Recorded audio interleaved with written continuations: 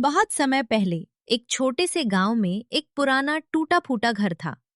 गांव वाले उसे शमशान वाला घर कहते थे। उस घर के पास ही पुराना शमशान था।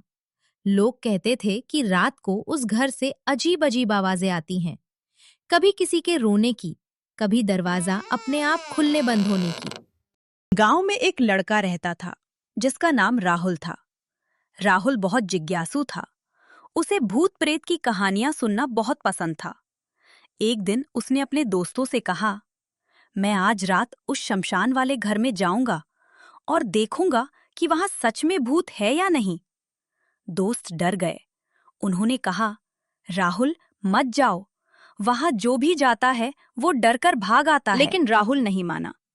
रात की शुरुआत उस रात आसमान में बादल थे और हवा बहुत तेज चल रही थी।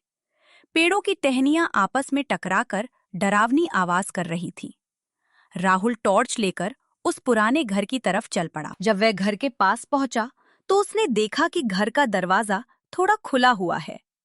हवा के कारण वह चर चर की आवाज कर रहा था। राहुल ने धीरे से दरवाजा धक्का दिया और अंदर चला गया। अजीब आवाजें। घर के अंदर बहुत अंधेरा था। दीवारों पर जाले लगे थे। अचानक ऊपर की मंजिल से ठक ठक ठक की आवाज आई। राहुल का दिल तेज धड़कने लगा। उसने टॉर्च ऊपर की सीढ़ियों की तरफ घुमाई। धीरे धीरे वो सीढ़ियां चढ़ने लगा। अचानक उसे लगा जैसे कोई उसके पीछे चल रहा है। उसने पीछे मुड़कर देखा, लेकिन वहां कोई नहीं था। रहस्यमयी परछाई। ऊपर पहुंचते ही उसने कमरे में एक काली परछाई देखी।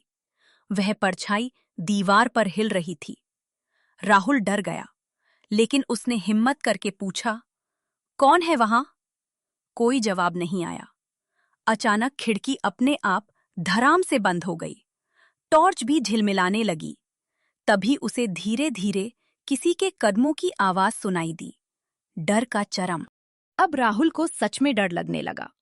वो भागने ही वाला था कि सामने से एक सफेद साया दिखाई दिया। वो साया धीरे धीरे उसकी तरफ बढ़ रहा था।